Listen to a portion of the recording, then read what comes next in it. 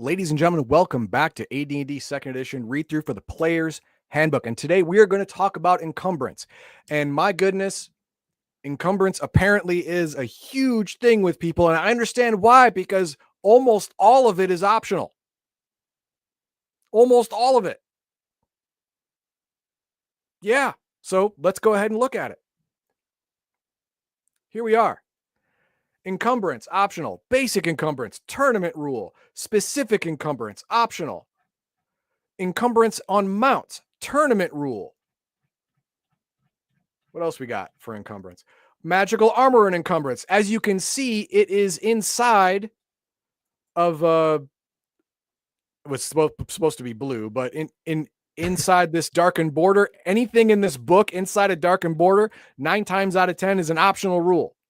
Optional. Effects of encumbrance, optional, optional, optional. This is all optional unless you're in a AD&D 2nd Edition tournament, and then 2 of them are actual rules.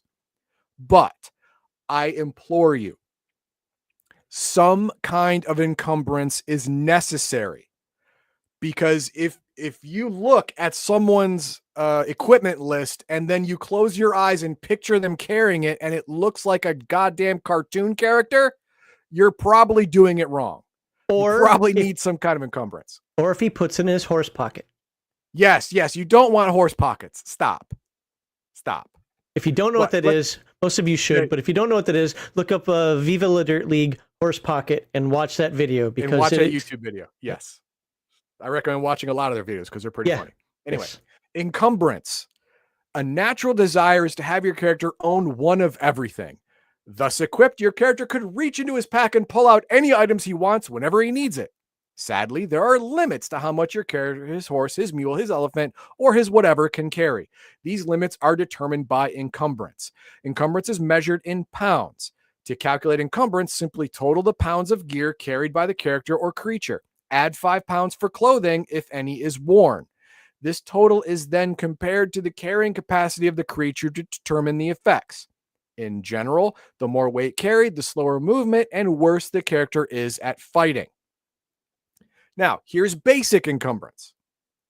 It's optional unless you're in a tournament. But we're not in a tournament, so technically this is all optional. Encumbrance is divided into 5 categories: unencumbered, light, moderate, heavy, and severe. To calculate your character's encumbrance category, first figure out the total weight he is carrying, including 5 pounds for clothing. Now, 5 pounds for clothing, this is a rule for the fictional AD&D medieval universe. In real life, it's between 2 and 3 is the average of the clothing you're wearing. Between 2 and 3 pounds. Sometimes 4 on the outside if you're emo and have, Doc Martens on and stuff. Right? I don't know. You wear that flannel up there in Minnesota. No. Okay. Well, that would be called cold weather gear. And that adds. Okay. I'm talking in normal July? Average. Yeah. Still wear it in July. There you go. Then look across the row corresponding to your character's strength on table 47 until you come up with the column that includes your character's carried weight. The heading at the top of the column shows his level of encumbrance. Use table 49 to figure out the encumbrance category of your character's mount or beast of burden. The max carried weight column lists the most weight, in pounds your character can carry and still move. But movement is limited to 10 feet per round as your character is staggering under the heavy load. Let's go ahead and take a look at that right now. Let's say your strength is average. It's 10 to 11. You can carry up to 40 pounds and be considered unencumbered. So that's 35 pounds plus clothing. So that's an effective weight of 35 pounds you can carry and be fine, unless you're a streaker. Okay. Or those guys fighting the Hydra in the last video. Or those guys fighting the Hydra in the last video, because all they had was like a loincloth. But technically, according to the rules, a loincloth is 5 pounds. Whatever. 41 to 58 is light encumbrance, moderate, heavy, and severe. Severe is 97 to 110. Your maximum is 110. Anything beyond that, you may be able to lift it, but you can't move while lifting it. Now, what does that do for you? It gives you a modified movement rate. Your average strength dude right here. Anything up to 40, you're unencumbered. You can move just fine. 12, which is your normal medium-sized movement rate. Well, 120 feet or 120 yards outside. Yeah, your normal size movement rate. But when you get to light encumbrance, it goes down a little bit, just a little. But as it goes higher, gets a little more and a little more and a little more until you reach one below your maximum. 106 to 109 is going to be a movement rate of 1. You get to 110, you're staggering. You get beyond 110, you just can't move. That's for your strength. Got a question for you. Shoot. First of all, do you use this chart table?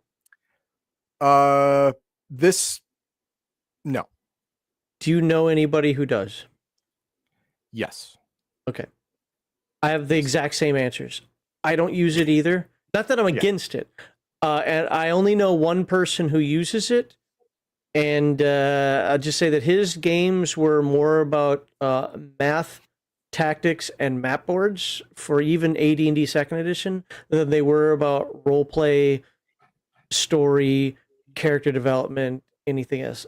I use a more simplified rule. Yeah. I do -2, like here. Normal, -2, -4, -6, -8, and can't move. So here would be you're fine, -2, and then it's 58 or 64 when you get to moderate. 58, yeah. So when you get past this to 8, it's -2 more. See, I just basically skip the odd numbers and only use the even numbers. And it just makes the math a lot easier. It's like whatever level of encumbrance you are, say you're severely encumbered, that's 2, 4, 6, 8. You're -8 to your speed. To your movement rate, sorry. -8 to your movement rate. Okay. There you go. It just makes it a lot easier. I like it better. I do it by quarters. Similar to what you did, but I do it by quarters. It doesn't follow the chart at all. And then we have specific encumbrance. This is if you want to get a little more nitty-gritty. All right. The maximum total weight of your character can carry is determined by his strength, as listed on table 47. We already saw that. If you're strength 10 to 11, that's 110 pounds. 109 pounds, sorry. The basic encumbrance rule gives general categories of encumbrance, but does not allow for the fine distinctions. Again, I've never used this, but if you want to, you can. Some players and DMs may take exception to the idea that adding 1 more pound to a character suddenly shifts that character to the next and drastically worse encumbrance category. I have no problem with that because it's literally a saying, the straw that broke the camel's back. Also, it's a game. Yeah, dude, it's a game. Numbers are important in a game. I mean, if numbers aren't important at all, then why even roll dice? Because, stupid. It's a game. What they may want to use, the following optional table 48, reduces a character rating by 1 factor at a time. See, that's why it was 1 factor at a time. Right? If you want to do specific. But we don't use specific. Determine character's movement rate for a given load, find table, blah, blah. We already know about that. We did it. Encumbrance and mounts. The base move column in table 49 lists the maximum amount an animal can carry and maintain its normal movement rate. Animals can be loaded greater than this, up to a maximum of twice their normal load. However, this causes a drop in the animal's movement rate. When calculating a mount's load, be sure to include the weight of the rider and what the rider is carrying. It's like, oh, it's a cheat code. I just put all my stuff in my backpack and then only my weight is added to the mount. No, shut up, dude. No, that's not how it works. So we go to table 49, carrying capacity of animal. Camel, base move up to 330 pounds, half move up to 500 pounds, quarter move up to 660. Anything beyond 660 is no move. Camel, no move. Camel, sit down. Camel, don't go. Actually, that table looks much closer to what I do for PCs also. Okay, well, depending on your strength, you could carry this much, I suppose. No, not that exact, but that table's concept. Yeah, half move, quarter move, yeah, and you would do 3/4 move. You would 3/4, have an yeah. extra, yeah, you would have an extra thing, but base move, half move, quarter move, no move. Anything beyond this is no move. But you have to factor in your weight, the weight of the rider, the weight of all the stuff, and the weight of stuff in your backpack, and then you'll get your mount movement rate. Don't need to do that. What we have to look at now is magical armor and encumbrance. One of the special properties of magical armor is its effect on encumbrance. Although magical armor appears to weigh as much as normal armor, the weight of magical armor applies only toward the weight limit of the character. It does not apply when determining the effects of encumbrance on movement and combat.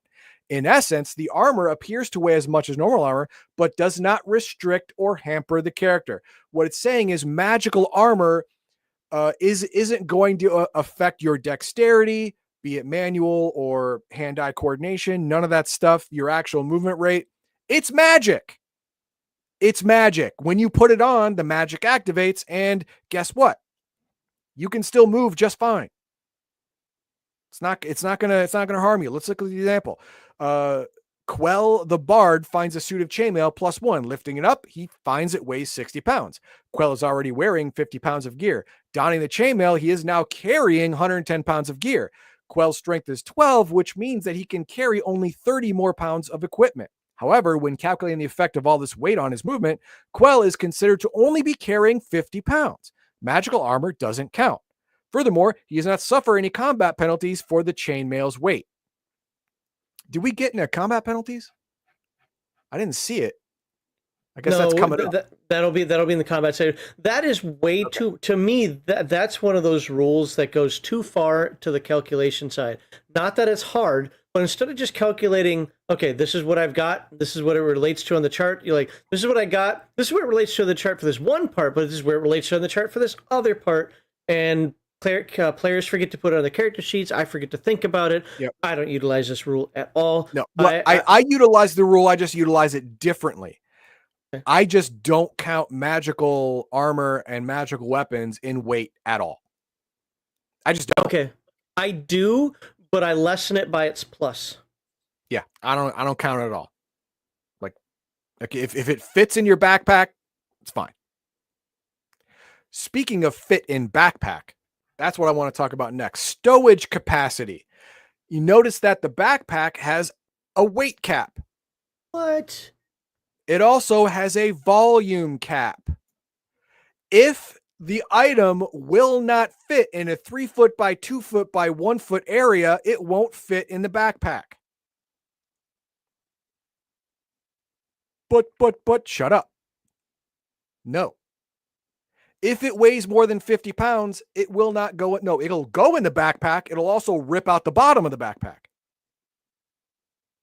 I got a special backpack. Well, then you bought a special backpack that was handmade for you, reinforced with radial tires or whatever, and it can hold more weight. Great. You also spent more money to get it. That's something you and your DM have to talk about. But if you're buying a normal backpack, probably made of some kind of canvas or tarpaulin, it's going to have a 50-pound weight cap. So wait. You tell me these 4 gold bars that we found, I cannot put in my backpack? That's lame. Well, you get to split it between everyone's backpacks. No. My gold bars. Okay, well then, you better have good friends, I guess. I don't know. I don't know what to tell you. But yeah, so that is important. Now, the one thing Polyrobotics was asking all last episode, and he said in the beginning of this episode, how much does the gold coins weigh? Guess what? I didn't see a damn thing about gold coins in this entire section about encumbrance. And we went through all of it. That's it. Next is magic. I'd say do Control F and find gold, but you get like 300 different entries on gold there. You get 300 entries, and you don't want that. That'd be crazy. But yeah, let's hang on. You know what? Sometimes weight of a gold coin. That's weapons. If we go back, oops, wrong way. Go back up here. Sometimes it'll say how much a gold coin weighs. If it's considered equipment, services, nope, nope, and nope.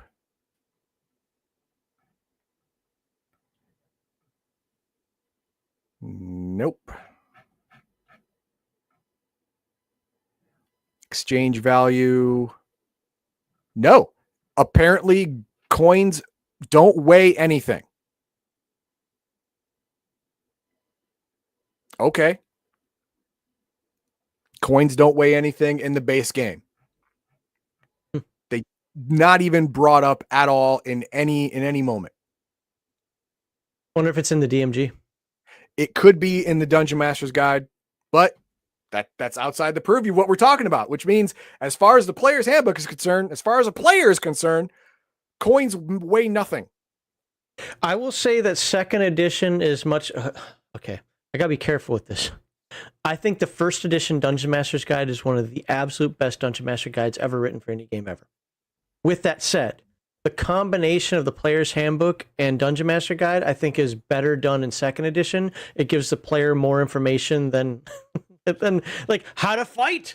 That's something the players don't get in first edition to some degree. Now, but there's still a lot of information that comes from the DMG. Like, how many spells does a wizard start with?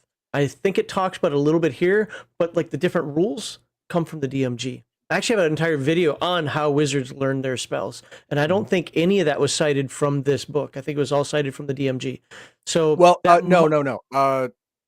The chance to learn and finding scrolls and other people's spell books is covered here, but creating your own spell, researching it, and developing it, that's all in the DMG. Improving spells per level actually is not covered thoroughly in this book. It's in the DMG.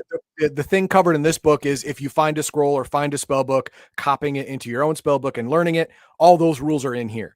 But improving a spell, creating your own spell, research, all that stuff. I'm telling you, that's not true. That's not true. Go to the DMG dives deeper into starting spells, like how to provide starting spells for players.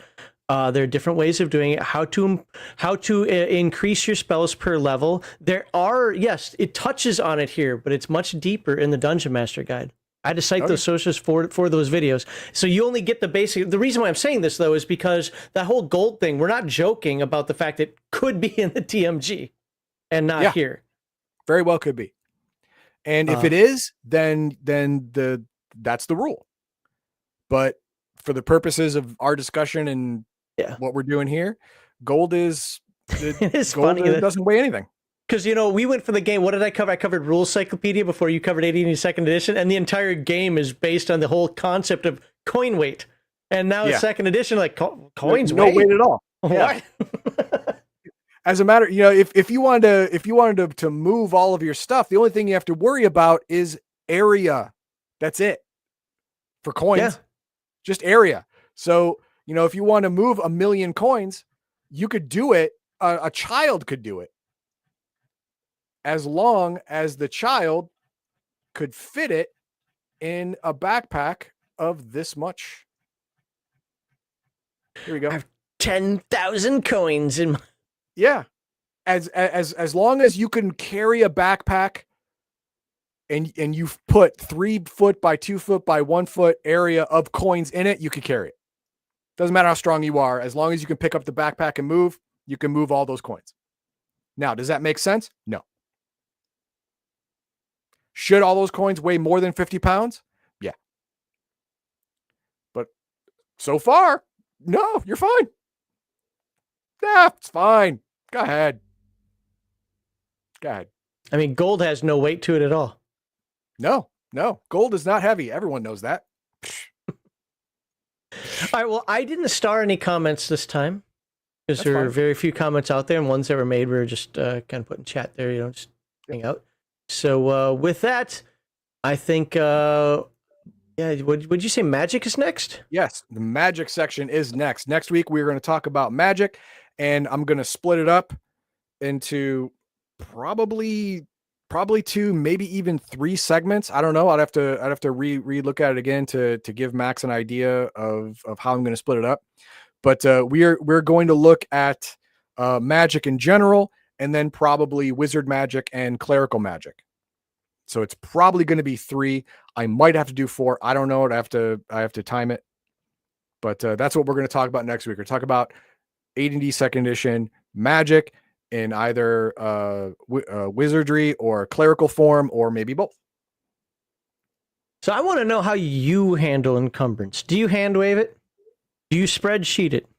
Do you do something in the middle? I think that the best game mechanic system out there that handles encumbrance is actually the way Free League does it. It's the best bang for the buck. You get the encumbrance, you have to think about what you're carrying, but you don't have to, figure out everything to the ounce. That's my personal take on that. But what are your thoughts? How do you handle encumbrance? Definitely like to know in the comments there, and look forward to seeing you next time when Heathen Dog talks about magic. It's all about magic. Like, subscribe, share.